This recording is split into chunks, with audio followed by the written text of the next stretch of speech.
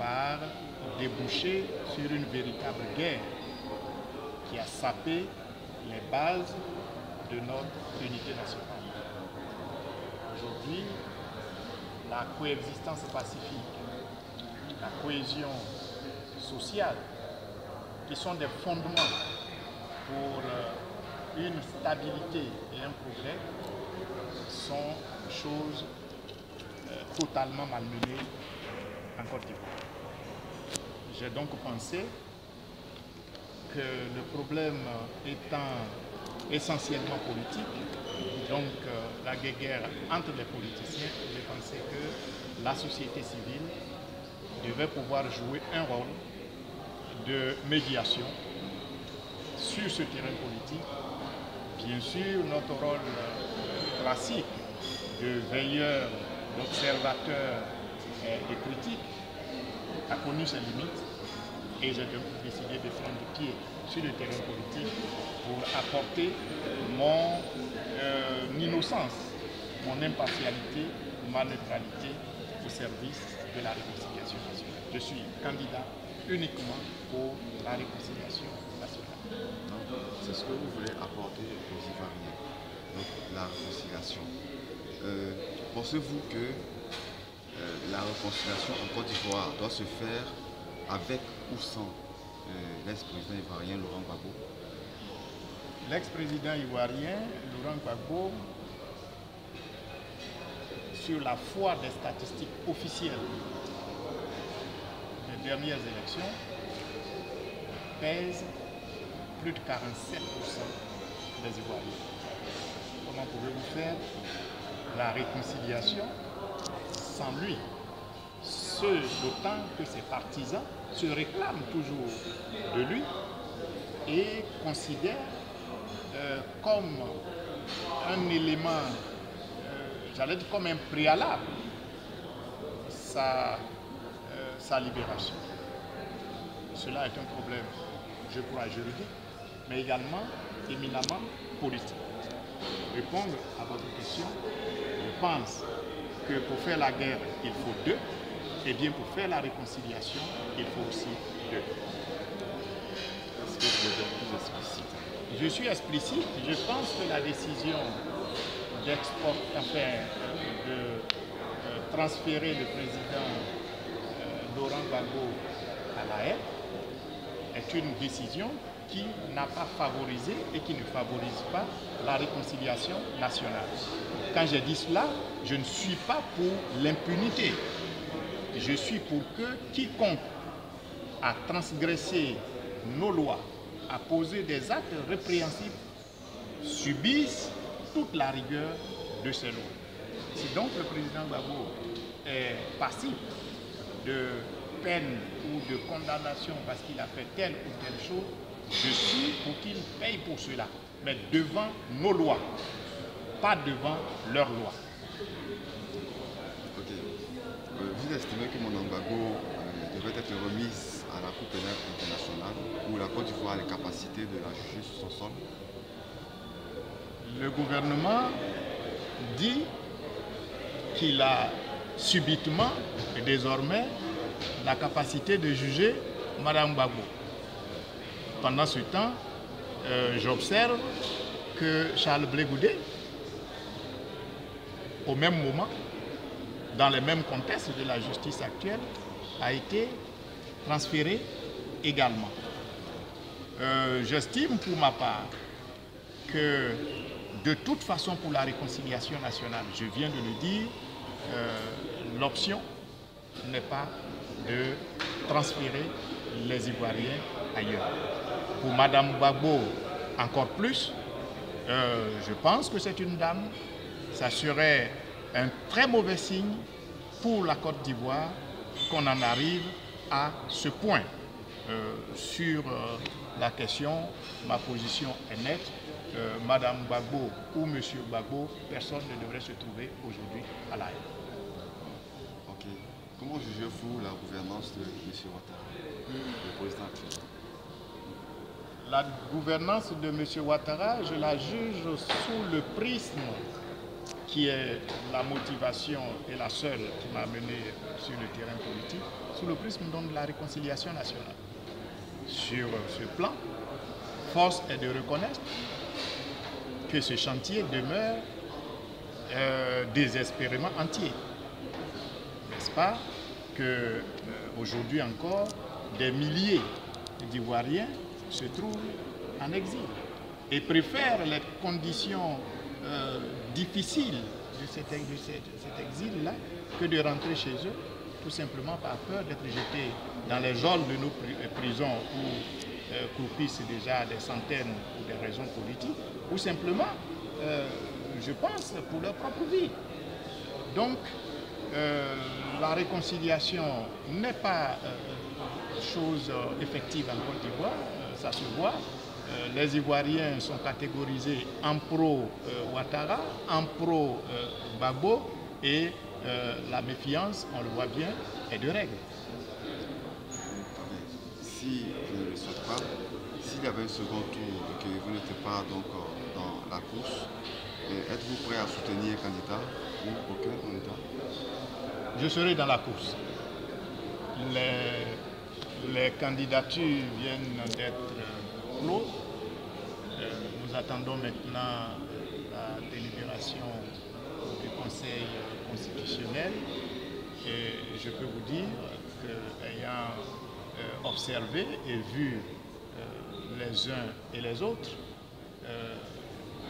il n'y a pas de raison que je ne sois pas dans la course au deuxième tour. J'ai foi, j'ai confiance, je ne mesure pas ça à la notoriété, à la réputation, à la popularité. Je mesure ça au poids des arguments, à la conviction, à la foi que j'ai et surtout à la confiance que je fais à Dieu. D'accord, ok. Nous allons passer donc au volet économique. Okay, la Côte d'Ivoire est le premier pays et producteur mondial de cacao. Comment comptez-vous révolutionner ce secteur? D'abord, il faut faire en sorte de demeurer toujours premier. Pour cela, il va falloir doubler dans la décennie qui vient la production cacaoyenne. Je crois que la Côte d'Ivoire vivra pendant encore longtemps sur la force de l'agriculture et vraiment aux dépens essentiellement du cacao et du café. Il faut faire en sorte que nos vergers soient donc renouvelés avec de nouvelles techniques qui permettent d'accroître la production à l'hectare. Je crois que là-dessus, nous avons des recherches, la CNRA fait du bon travail et il faut faire en sorte que ces recherches, ces résultats soient vulgarisés, aider nos planteurs à donc en profiter. Premier élément, demeurer premier, leader mondial. Deuxième élément, c'était un souhait, c'était une vision, c'était un rêve du président Félix Houphouët-Boigny, dont je m'honore de m'inspirer de la philosophie politique, eh bien la mécanisation. Dans la vision du président Félix Houphouët-Boigny, aujourd'hui, en 2015, le jeune agriculteur serait fier d'être dans ses champs sur une machine. Non pas encore avec la daba et la machine. Eh bien, il faut que cette vision qui a été chantée par les successeurs du vieux, mais qui n'a jamais été mise en application, soit effective. Et je m'emploierai à honorer cet engagement que le vieux avait donc, j'allais dire, pris devant la nation. Ok, le pays connaît un taux de chômage assez élevé. Quelle est votre solution pour un emploi jeune massif? Avant d'arriver à cette question, je voudrais compléter parce que je n'avais pas fini sur l'agriculture. Un troisième point, il y en a beaucoup, j'en aurais fini. Un troisième point, déjà sur la politique, sur les faits saillants que je compte mener, c'est la transformation. Il n'est plus acceptable que premier producteur de cacao et de bien d'autres produits dans les années qui viennent, nous continuons d'exporter de façon brute ces produits. Il faut y ajouter de la valeur. Il faut y ajouter de la valeur.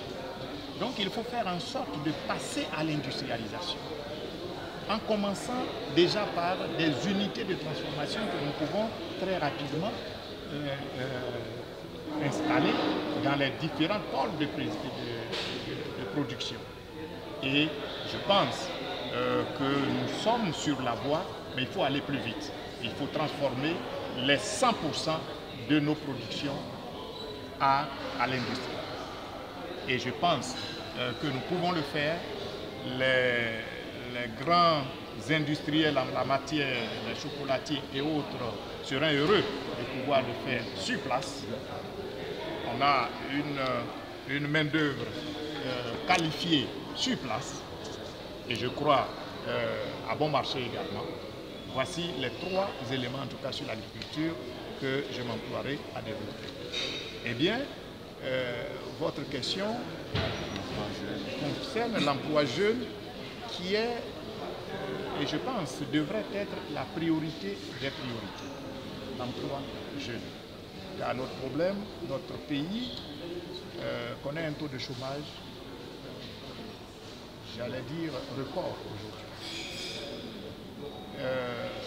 Les jeunes en âge de travailler, on peut compter aujourd'hui 80-90% n'ont pas de travail. Il faut faire en sorte que ces jeunes puissent travailler. Alors, ces jeunes sont en plusieurs catégories. Il y a ceux qui sortent de leur cursus avec un parchemin, un diplôme, qui n'ont pas de travail. Il y a ceux qui n'ont pas pu achever, donc qui ont été à un moment donné sortis du cursus scolaire, qui sont là, qui n'ont pas de travail, qui ne sont pas très bien qualifiés, parce qu'ils n'ont pas fini leur formation. Et puis, il y a ceux qui n'ont pas eu la chance d'aller à l'école, qui sont avec nos parents au village, qui eux aussi cherchent du travail. Pour ces 3 catégories, il faut concocter un plan spécifique. Déjà pour les frères, les enfants, nos jeunes frères qui sortent de l'école, qui sont qualifiés, il faut mobiliser les ressources de l'État, le pouvoir de l'État, pour les aider à avoir un premier emploi. Pour cela, il faut mettre un plan, et je compte mettre un plan en direction, mettre sur pied un plan en direction des structures, des sociétés. En faveur de ces sociétés, nous déciderons d'un certain allègement fiscal pour que ces sociétés-là emploient ces jeunes. Car qu'est-ce qui est demandé à ces jeunes? De l'expérience. Mais comment peut-on avoir de l'expérience quand on n'a jamais pratiqué? Donc pour donner de la chance à ces jeunes d'avoir un peu d'expérience, je mettrai des mesures, je prendrai des mesures fiscales. La société qui acceptera d'employer des jeunes sans expérience qui sortent de l'école aura une réduction de telle ou telle fiscalité. Ça, c'est le premier point. Deuxième point, il faut aider ces jeunes eux-mêmes à aller chercher du travail.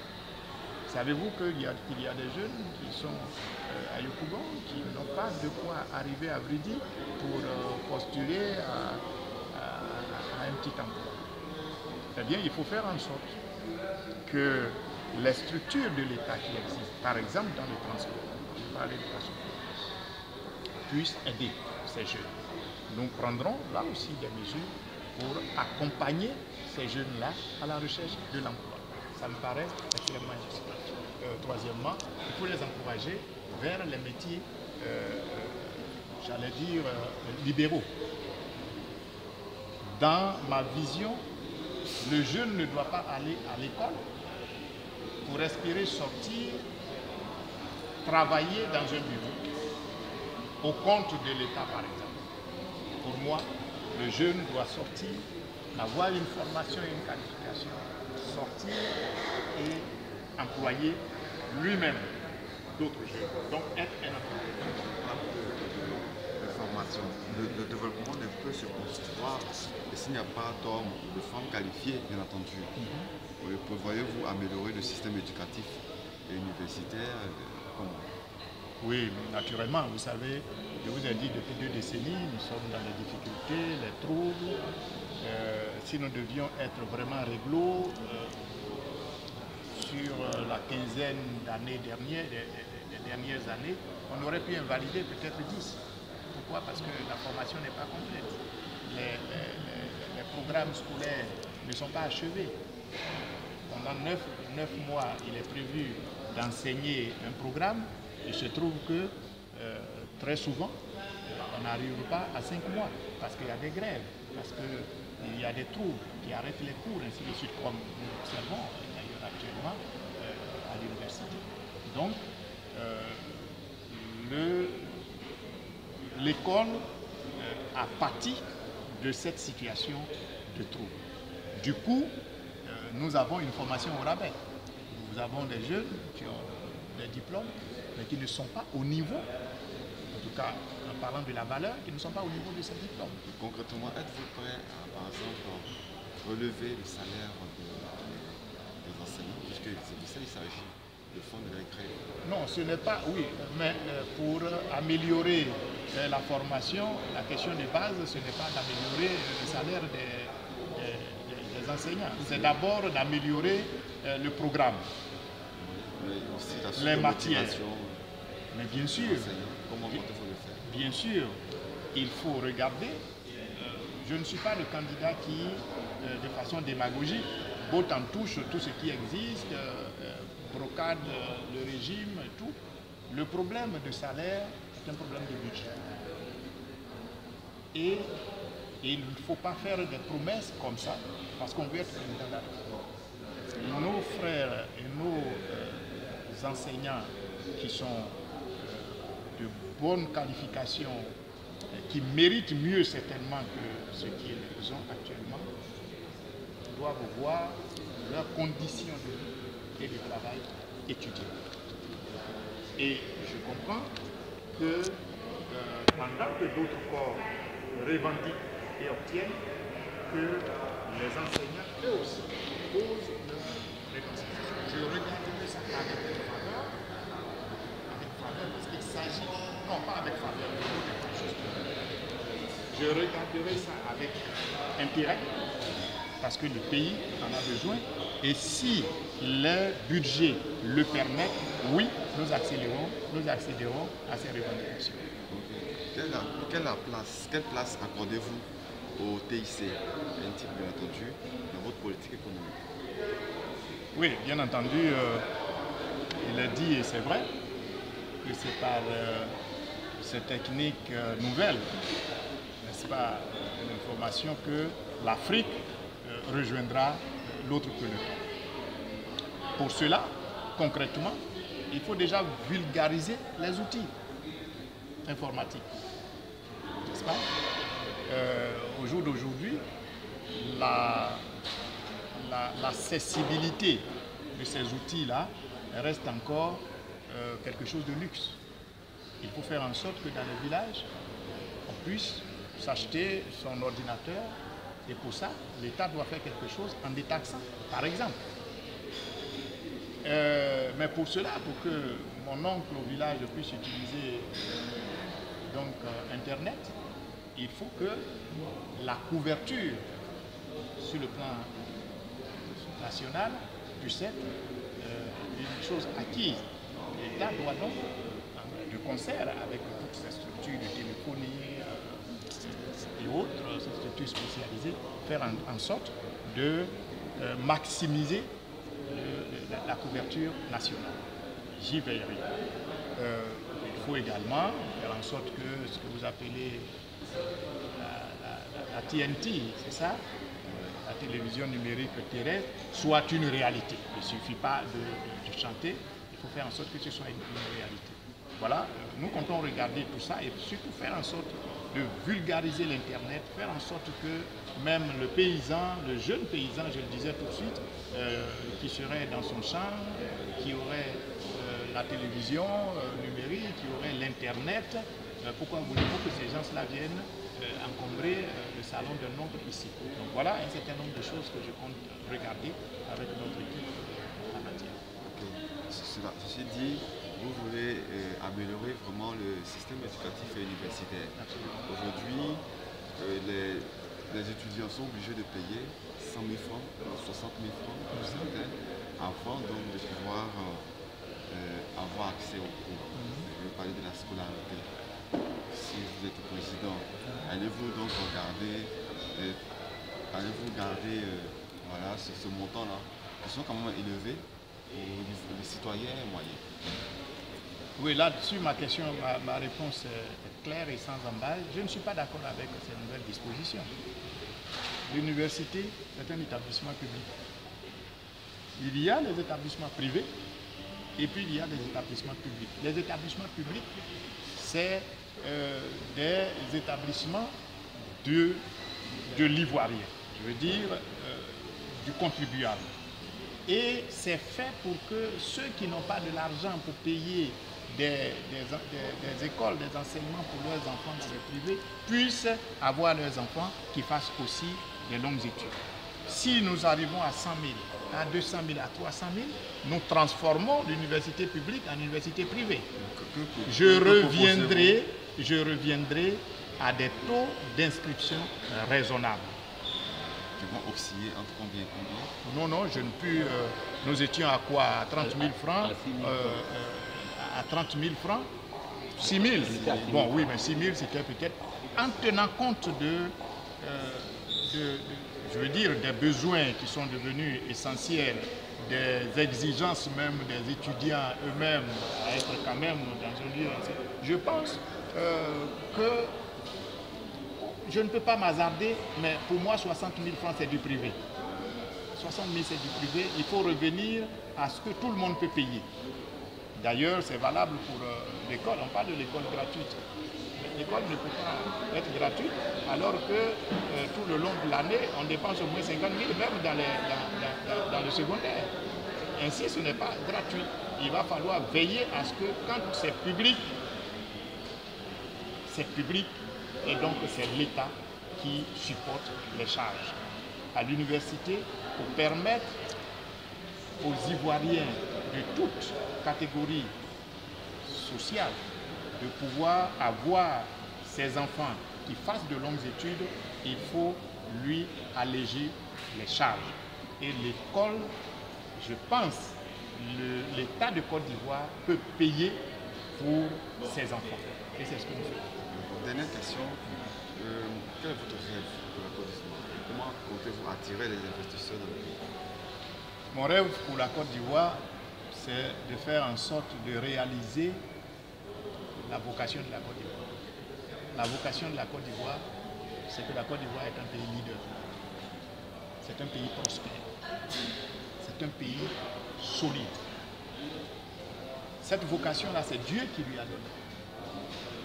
Si vous regardez sur les 322 000 km², il n'y a aucun mètre carré où il n'y a pas une richesse spécifique. Tout pousse partout en Côte d'Ivoire. Vous ne pouvez pas revendiquer ça dans beaucoup de pays. Dans ces conditions, je vois une Côte d'Ivoire pourvoyeuse de toutes les matières premières de notre sol, notre sous-sol regorge. Je vois la Côte d'Ivoire comme le Japon d'Afrique. Je vois la Côte d'Ivoire avec ses ressources humaines en qualité et en nombre exponentiel. Je vois la Côte d'Ivoire occuper les grands rôles dans le concert des nations. Voici la Côte d'Ivoire dont je rêve. Et une Côte d'Ivoire où les Ivoiriens, main dans la main, travaillent, où la fraternité est de mise, où la tolérance est de rigueur. Une Côte d'Ivoire unie. Voici mon rêve. Et cette Côte d'Ivoire-là, c'est la Côte d'Ivoire que le Créateur veut, que le Créateur a planifié. Et c'est pour ça que je suis candidat. Je suis candidat pour indiquer ce chemin. Je suis candidat pour faire en sorte de réaffirmer ces valeurs de fraternité, ces valeurs de tolérance, ces valeurs d'amour, ces valeurs de partage. Voilà pourquoi je suis candidat. Et c'est cette Côte d'Ivoire-là que je mène pour mes concitoyens. Merci beaucoup, M. Kounang. Vous avez parlé du portrait très rapidement, très rapidement. Rêviez-vous donc de devenir président de la République? Non. La preuve, si j'avais rêvé de devenir président de la République, j'aurais commencé par militer dans un parti politique parce que je sais que c'est par là où on passe. Non, non. Je suis un citoyen ordinaire, je dirais lambda. J'ai fini mes études très tôt. J'ai pu m'accrocher et je dois avouer que je pouvais humblement honorer mes petites factures. Je n'avais jamais rêvé faire de la politique. D'ailleurs, j'ai décidé avec des amis de ne jamais faire de la politique. Eh bien, il y a ce qu'on veut, il y a ce qu'on planifie, et puis il y a le dessein de Dieu qui s'accomplit. Il se trouve que je me suis retrouvé dans un contexte où l'appel m'est parvenu en 2001. L'appel m'est parvenu dans un contexte mystérieux. J'ai résisté, j'ai orchestré ma rébellion. Ça m'a coûté ce que ça m'a coûté. J'ai failli y perdre la vie. J'ai été obligé, rattrapé par cette vision, de m'intéresser. Oui, parce que je vous ai dit, j'avais quand même une situation acceptable, je ne dirais pas prospère, mais acceptable. Dès lors que j'ai eu cette vision et que je m'y suis refusé, j'ai tout perdu, comme par enchantement. Tout ce que je pouvais transformer avant en rentabilité, maintenant me revenait en perte. Je commençais par être couvert de dettes.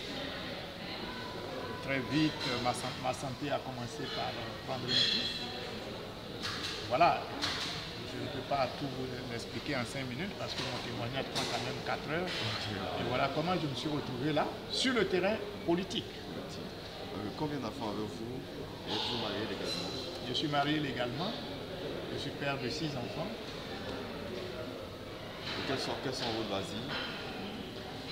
Oh, je suis un féru de sport, de football. Voilà. À mes heures perdues, je fais un peu d'arts martiaux. Voilà. Qu'aimez-vous manger? Je suis très original. Je suis très original, comme vous voyez, du gnagna. Sauce gnagna. La sauce gnagna. Accompagné de riz. Accompagné comme un bon baoulé, de plutôt igname. Voilà. Okay, merci beaucoup, M. Kounang. Beaucoup de courage et beaucoup de choses à faire. Que la grâce de Dieu soit avec vous. Amen. Merci bien. Amen. C'est moi qui vous remercie. Merci, chef. Merci beaucoup.